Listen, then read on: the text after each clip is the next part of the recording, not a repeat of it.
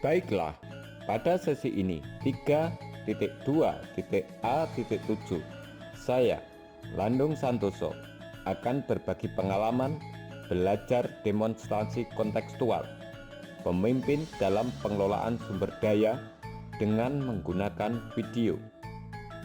Yuk disimak. SD Negeri Sukomulyo memiliki sumber daya yang terdiri dari aset manusia, aset sosial, aset fisik, aset lingkungan, aset finansial, aset politik, dan aset agama atau budaya. Baiklah, pada kesempatan ini saya akan menguraikan ketujuh aset yang dimiliki oleh SD Negeri Sukomulyo tempat saya bekerja. Mulai yang pertama adalah aset manusia. Aset manusia terdiri dari kepala sekolah, guru, siswa, tata usaha, penjaga sekolah. Kepala sekolah yang sudah banyak pengalaman serta aktif di berbagai organisasi, baik di bidang pendidikan maupun bidang kemasyarakatan. Selain itu, kepala sekolah juga memiliki latar pendidikan sarjana agama Islam. Hal ini sangat cocok dengan lingkungan sekolah yang memiliki basis agama Islam yang kuat. Guru dengan kompetensi pendidikan yang baik, semangat belajar, melakukan pembelajaran yang berpusat pada siswa. Guru di SD Negeri Sukomulyo semuanya sudah lulusan sarjana. Siswa sekolah yang hampir semuanya dari desa memiliki tata krama dan unggah-ungguh yang tinggi, sehingga tercipta nuansa klasik pedesaan yang penuh keramah tamahan. Tata usaha yang mempunyai kinerja dalam menyusun administrasi sekolah, sangat rajin mengolah data sekolah, serta aktif di berbagai organisasi. Penjaga sekolah mempunyai kinerja yang baik untuk menjaga keamanan dan kebersihan sekolah. Aset yang kedua adalah komite sekolah. Komite sekolah dari latar belakang profesi beragam, mendukung dan membantu visi misi serta program sekolah, berkolaborasi dengan baik, menjadi jembatan antara pihak sekolah dan masyarakat. Aset yang ketiga adalah aset fisik. Untuk aset fisik ini, saya akan menampilkan beberapa aset fisik yang ada di sekolah, meliputi gapura sekolah, pagar hidup, ruang kepala sekolah, ruang guru, ruang kelas, kamar mandi, perpustakaan, tempat parkir, tempat olahraga, gudang.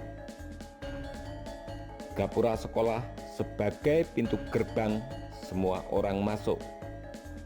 Ini memberi keamanan untuk semua warga sekolah, karena setelah semua warga sekolah masuk di lingkungan sekolah, pintu gerbang tersebut ditutup agar orang luar yang tidak berkepentingan tidak dapat masuk. Aset fisik yang kedua adalah pagar hidup. Pagar hidup di sini adalah sekolah dikelilingi pagar dari tanaman hidup. Hal ini menambah keasrian dan keamanan sekolah, membuat suasana sekolah semakin sejuk dan indah. Aset fisik yang ketiga adalah ruang kepala sekolah. Ruang kepala sekolah yang terpisah dengan ruang guru. Hal ini akan membuat kepala sekolah lebih fokus dalam mengawasi jalannya roda pendidikan di sekolah. Di dalam ruang kepala sekolah tersebut tersedia seperangkat komputer yang bisa digunakan untuk membuat laporan sekolah. Aset fisik yang keempat adalah ruang guru. Ruang guru letaknya menghadap pintu gerbang, serta dapat melihat pintu-pintu tiap kelas. Letak ruang guru yang sangat strategis ini dijadikan guru untuk memantau siswa-siswi ketika jam istirahat atau proses KBM lainnya. Semua guru berada dalam satu ruang. Hal ini memudahkan bagi guru untuk saling berkoordinasi dan berkolaborasi sesama guru. Aset yang kelima adalah ruang kelas. Ruang kelas yang nyaman, pencahayaan cukup, sirkulasi udara segar lancar, hiasan-hiasan kelas hasil karya siswa tertempel di dinding kelas. Hal ini membuat suasana belajar siswa menarik dan menyenangkan. Aset fisik yang keenam adalah kamar mandi. Antara siswa dan guru, putra dan putri, kamar mandinya terpisah. Kamar mandi tersebut bersih dan rapi. Selain tukang kebun aktif membersihkan, siswa-siswi sekolah pun menjaga kebersihan lingkungan. Aset fisik yang ketujuh adalah perpustakaan. Untuk menambah wawasan siswa dalam belajar, tersedia juga perpustakaan sekolah yang berisi buku-buku dari berbagai macam, baik fiksi maupun non-fiksi, serta buku-buku penunjang pembelajaran lainnya. Aset ke-8 adalah tempat parkir. Untuk tamu dan guru disediakan pula tempat parkir di dalam lingkungan sekolah, sehingga kendaraan guru dan tamu semakin aman dan dapat diawasi dengan baik. Aset ke-9 dari aset fisik adalah tempat olahraga. Untuk kegiatan olahraga, terdapat tempat olahraga yang ada di lingkungan sekolah. Selain tempat olahraga yang berada di lingkungan sekolah, perangkat desa juga menyediakan lapangan desa dapat digunakan untuk kegiatan pendidikan di sekolah.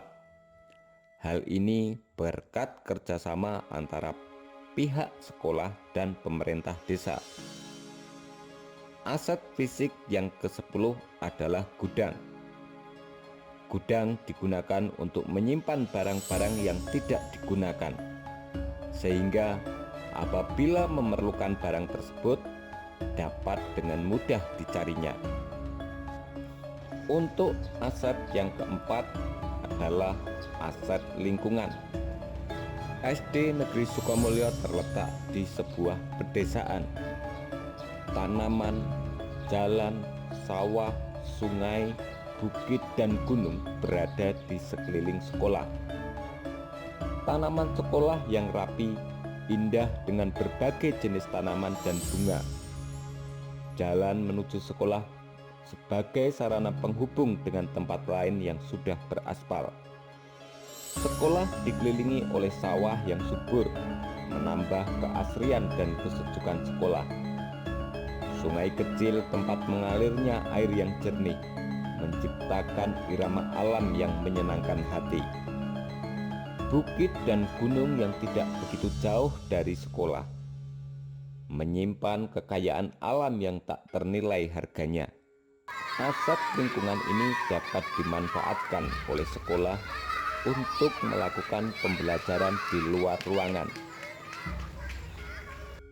Pada aset yang kelima, yaitu aset finansial, pengelolaan dana BOS, pengelolaan dana PIP, usaha bersama koperasi kejujuran sekolah. Hal ini untuk melatih kewirausahaan serta kejujuran. Dalam koperasi kejujuran ini, siswa atau warga sekolah lainnya dapat mengambil barang sendiri, membayar sendiri, dan apabila ada uang kembalian, siswa juga mengambil kembaliannya secara sendiri. Aset yang keenam adalah aset politik. Dalam aset politik ini, sekolah menjalin kerjasama dengan berbagai pihak dalam memajukan dan mendukung pendidikan di sekolah, seperti kepolisian, pondok pesantren, pemerintah desa, dan lingkungan sekolah lainnya. Aset agama atau budaya. Aset agama atau budaya ini adalah melaksanakan pembinaan terhadap siswa seperti sholat duhur berjamaah, latihan kesenian, latihan menari, latihan menyanyi, serta keterampilan-keterampilan lainnya. Demikianlah demonstrasi kontekstual 3.2.A.7 pemimpin dalam pengelolaan sumber daya. Terima kasih.